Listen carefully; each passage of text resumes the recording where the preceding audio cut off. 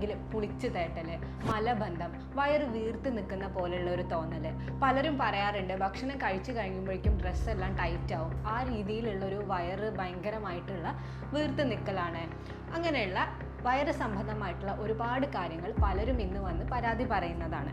നമ്മുടെ വയറിൻ്റെ ആരോഗ്യം മോശമായ ഒരവസ്ഥയിൽ കൂടെയാണ് ഇന്നത്തെ ജീവിതശൈലിയിൽ കടന്നു പോകുന്നത്. നമുക്ക് എല്ലാവർക്കും അറിയാം നമ്മുടെ വയറിൻ്റെ മെയിൻ ആയിട്ടുള്ള ഒരു ഡ്യൂട്ടി ഭക്ഷണം ദഹിപ്പിക്കുക എന്നുള്ളതാണ്.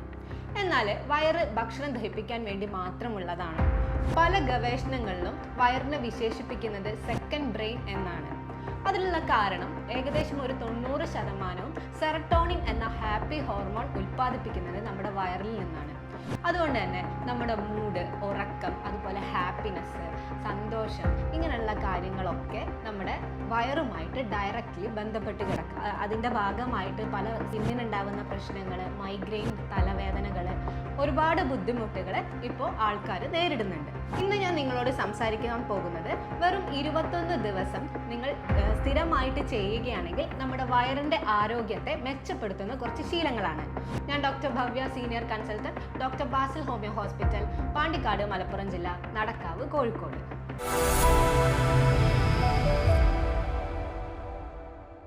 ഗട്ട് ഹെൽത്ത് അല്ലെങ്കിൽ വയറിൻ്റെ ആരോഗ്യം എന്നാൽ എന്താണ്? നമ്മുടെ വയറിലും കുടലിലുമൊക്കെ ആയിട്ട് കോടിക്കണക്കിന് നല്ല ബാക്ടീരിയകളാണ് ജീവിക്കുന്നത്. ഇതിനെ നമ്മൾ ഗട്ട് മൈക്രോബയോം എന്നാണ് പറയുന്നത്. വയറിലുള്ള ഈ നല്ല ബാക്ടീരിയകളാണ് നമ്മുടെ ഡൈജഷന് സഹായിക്കുന്നത്, അതുപോലെ വൈറ്റമിൻസിൻ്റെയും ഹോർമോൺസിൻ്റെയും ഒക്കെ പ്രൊഡക്ഷന് ഹെൽപ്പ് ചെയ്യുന്നത്, നമ്മുടെ തലച്ചോറുമായിട്ടുള്ള ആശയവിനിമയത്തിന് ഹെൽപ്പ് ചെയ്യുന്നതും, അതേപോലെ തന്നെ നമ്മുടെ രോഗപ്രതിരോധ ശേഷി വർദ്ധിപ്പിക്കുന്നതിനൊക്കെ സഹായിക്കുന്നത് ഈ നല്ല ബാക്ടീരിയകളാണ്.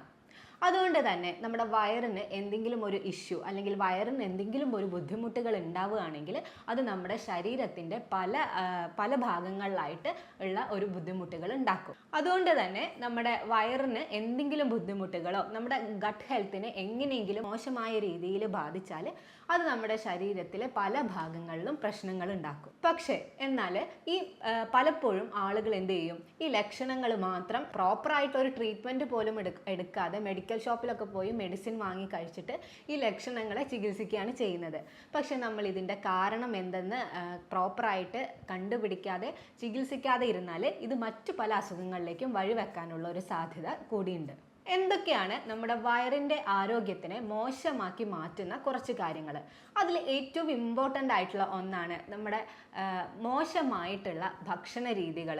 പ്രത്യേകിച്ച് ഇന്നത്തെ കാലത്ത് ഹോട്ടലിൽ നിന്നുള്ള ഭക്ഷണം എടുക്കുന്നത് വളരെ കൂടുതലായിട്ടും ഫാസ്റ്റ് ഫുഡ്, കൂടുതലായിട്ട് ഫ്രൈഡ് ആയിട്ടുള്ള ഭക്ഷണങ്ങൾ, അതേപോലെ തന്നെ കാർബണേറ്റഡ് ആയിട്ടുള്ള സോഫ്റ്റ് ഡ്രിങ്ക്സിൻ്റെ ഉപയോഗം വളരെയധികം കൂടുതലാണ്. ഇതൊക്കെ നമ്മുടെ വയറിൻ്റെ ആരോഗ്യത്തെ ബാധിക്കുന്ന കാര്യങ്ങളാണ്. അതേപോലെ ഈ പ്രോസസ്ഡ് ഫുഡുകൾ, അതായത് processed meet, bacon, sausages, nuggets പോലുള്ള സാധനങ്ങൾ, പാക്ക്ഡ് ആയിട്ടുള്ള ഭക്ഷണങ്ങൾ, ഇതിലൊക്കെ ആർട്ടിഫിഷ്യൽ ആയിട്ട് വരുന്ന ഒരുപാട് കാര്യങ്ങളുണ്ട്, പ്രിസർവേറ്റീവ്സും അങ്ങനെയുള്ള കാര്യങ്ങൾ. ഇതൊക്കെ നമ്മുടെ വയറിനുള്ളിലുള്ള നല്ല ബാക്ടീരിയകളെ നശിപ്പിക്കാൻ കാരണമാകുന്നുണ്ട്. അതുകൊണ്ട് തന്നെ ഇത് വയറിൻ്റെ ആരോഗ്യത്തിനെ മോശമായിട്ടുള്ള രീതിയിൽ ബാധിക്കും. അതേപോലെ വരുന്നത് തന്നെയാണ് നമ്മുടെ ബേക്കറി ഐറ്റംസ് കൂടുതലായിട്ട് കഴിക്കുന്നത്, അതേ മധുരം അധികമുള്ള സാധനങ്ങൾ, മധുരമൊക്കെ നമ്മുടെ വയറിൻ്റെ ഉള്ളിലെ ബാക്ടീരിയകളെ, നല്ല ബാക്ടീരിയകളെ നശിപ്പിക്കാൻ കാരണമാകുന്ന സാധനങ്ങളാണ്. വേറെ പ്രധാനപ്പെട്ട ഒരു കാര്യമാണ് സ്മോക്കിങ്ങും ആൽക്കഹോളും. പുകവലിയും മദ്യപാനവും ഒക്കെ നമ്മുടെ വയറിൻ്റെ ആരോഗ്യത്തിന് മാത്രമല്ല നമ്മുടെ ഓവറോൾ എല്ലാ ശരീരത്തിൻ്റെ ആരോഗ്യത്തിനെയും മോശമായിട്ട് ബാധിക്കുന്ന കാര്യങ്ങളാണ്.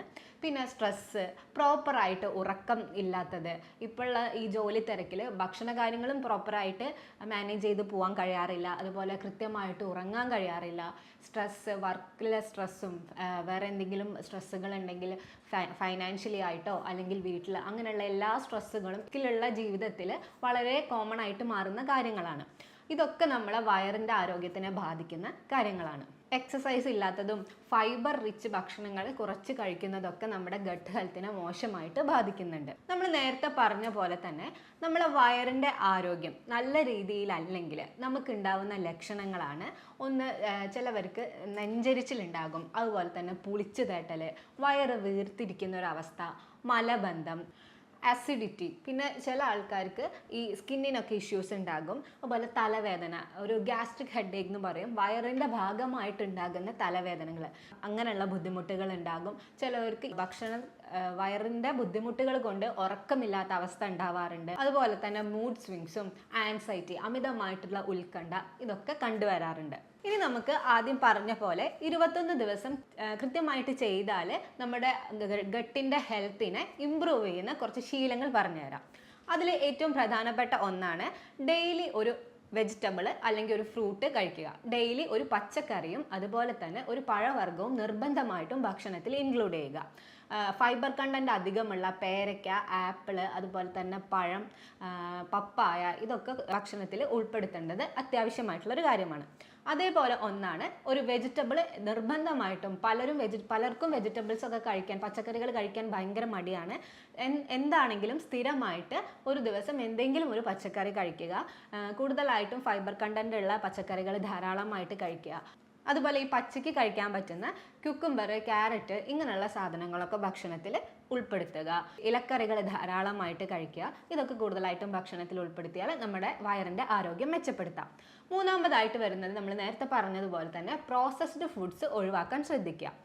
പിന്നെ വരുന്നത് സ്മോക്കിംഗ്, ആൽക്കഹോൾ, ഇത് കംപ്ലീറ്റ് ആയിട്ട് ഒഴിവാക്കുക. നിർബന്ധമായിട്ടും ഒരു ദിവസം 7 മുതൽ 8 മണിക്കൂർ വരെ കൃത്യമായിട്ട് ഉറങ്ങുക. ഇത് തന്നെ നമ്മളെ ഡൈജഷൻ ഒക്കെ പ്രോപ്പർ ആക്കുകയും നമ്മുടെ വയറിൻ്റെ ആരോഗ്യം മെച്ചപ്പെടുത്തുകയും ചെയ്യും. അതുപോലെ നിർബന്ധമായിട്ടും ശ്രദ്ധിക്കേണ്ട ഒരു കാര്യമാണ്, പലർക്കും ഫോളോ ചെയ്യാൻ ബുദ്ധിമുട്ടുള്ള ഒരു കാര്യം കൂടിയാണ്, എപ്പോഴും രാത്രി ഒരു 7 മണിക്ക് ശേഷം ഭക്ഷണം കഴിക്കാതിരിക്കാൻ ശ്രദ്ധിക്കുക. പലർക്കും ഇത് ഫോളോ ചെയ്യാൻ ഭയങ്കര ബുദ്ധിമുട്ടാണ് എന്നറിയാം. കാരണം പലരും ജോലി കഴിഞ്ഞ് വരുന്നതും ഒക്കെ ലേറ്റ് ആയിട്ടാണ്. അങ്ങനെയുള്ള തീരെ ഫോളോ ചെയ്യാൻ പറ്റാത്ത ആൾക്കാർ ശ്രദ്ധിക്കേണ്ട ഒരു കാര്യം, നമ്മൾ കിടക്കുന്നതിൻ്റെ ഒരു 2-3 മണിക്കൂർ മുന്നെയെങ്കിലും ഭക്ഷണം കഴിച്ച് അവസാനിപ്പിക്കാൻ പ്രത്യേകം ശ്രദ്ധിക്കുക. ഭക്ഷണം കഴിച്ച് കഴിഞ്ഞ ഉടനെ പോയി കിടക്കാതിരിക്കാൻ ശ്രദ്ധിക്കുക. ഇനി അങ്ങനെ ഒരു സാഹചര്യം ഉണ്ടെങ്കിൽ ഭക്ഷണം കഴിച്ച് കഴിഞ്ഞ് കുറച്ച് നേരം ഒരു ചെറിയ വോക്കോ എന്തെങ്കിലും അങ്ങനെ എന്തെങ്കിലും ചെയ്യുക. അതിനുശേഷം മാത്രം കിടക്കാൻ പ്രത്യേകം ശ്രദ്ധിക്കുക. പിന്നെ പ്രോപ്പറായിട്ട് വെള്ളം കുടിക്കുക. ഒരു ദിവസം 2 മുതൽ 3 ലിറ്റർ വരെ വെള്ളമെങ്കിലും സ്ഥിരമായിട്ട് കുടിക്കാൻ ശ്രദ്ധിക്കുക. ഡെയിലി ഒരു 30 മിനിറ്റ് എങ്കിലും വ്യായാമം ചെയ്യുക. അതേപോലെ പ്രധാനപ്പെട്ട ഒരു കാര്യമാണ് ഭക്ഷണം എപ്പോഴും നല്ല രീതിയിൽ ചവച്ചരച്ച് കഴിക്കാൻ ശ്രദ്ധിക്കുക. വളരെ പെട്ടെന്ന് ഭക്ഷണം കഴിക്കുന്നത് ഒഴിവാക്കുക. സാവധാനമായിട്ട് ഭക്ഷണം നല്ല രീതിയിൽ ചവച്ചരച്ച് കഴിക്കാൻ പ്രത്യേകം ശ്രദ്ധിക്കുക. അതുപോലെ തന്നെ ഫെർമെൻറ്റഡ് ഫുഡുകൾ നമ്മുടെ ഭക്ഷണത്തിൽ ഉൾപ്പെടുത്തുന്നത് നല്ലതാണ്. ഈ ഇഡലി, ദോശ അങ്ങനെയുള്ള സാധനങ്ങൾ കഴിക്കുന്നത് നല്ലതാണ്. പ്രോബയോട്ടിക്സ് ഫുഡുകളും ഭക്ഷണത്തിൽ ഉൾപ്പെടുത്തുന്നത് നല്ലതാണ്. പുളി കുറഞ്ഞ തൈരൊക്കെ ഒരു നേരമെങ്കിലും, പ്രത്യേകിച്ച് ഉച്ച സമയങ്ങളിലൊക്കെ ഭക്ഷണത്തിൽ ഉൾപ്പെടുത്തുന്നത് വളരെ നല്ലൊരു കാര്യമാണ്. പിന്നെ നമ്മൾ ആദ്യം പറഞ്ഞ പോലെ ഫൈബർ കണ്ടന്റ് അധികമുള്ള ഭക്ഷണങ്ങൾ കഴിക്കുന്നതും വളരെ അത്യാവശ്യമായിട്ടുള്ളൊരു കാര്യമാണ്. ദിവസവും ഒരേ സമയത്ത് ഭക്ഷണം കഴിക്കാൻ ശ്രദ്ധിക്കുക. പലപ്പോഴും നമ്മൾ പല ടൈമിലായിട്ട്, ഇപ്പോൾ ഇന്ന് ഒരു സമയത്ത് കഴിച്ചു, നാളെ വേറൊരു സമയത്ത് കഴിച്ചു, അങ്ങനെയുള്ള ഒരു ശീലം ഒഴിവാക്കിയിട്ട് എല്ലാ ദിവസവും ഒരേ സമയത്ത് ഭക്ഷണം കഴിക്കാൻ ശ്രദ്ധിക്കുക. അനാവശ്യമായിട്ടുള്ള മരുന്നുകൾ, പ്രത്യേകിച്ച് ആൻറ്റിബയോട്ടിക്സ്, അതുപോലെ ആൻറ്റാസിഡ്സ് പോലെയുള്ള മരുന്നുകളൊക്കെ അനാവശ്യമായിട്ട് കഴിക്കുന്നത് ഒഴിവാക്കുക. സ്ട്രെസ്സ് നല്ല രീതിയിൽ മാനേജ് ചെയ്യുക. ഈ സ്ട്രെസ്സും നമ്മുടെ വയറിൻ്റെ ആരോഗ്യവും തമ്മിൽ നല്ല രീതിയിൽ ബന്ധപ്പെട്ട് കിടക്കുന്നുണ്ട്.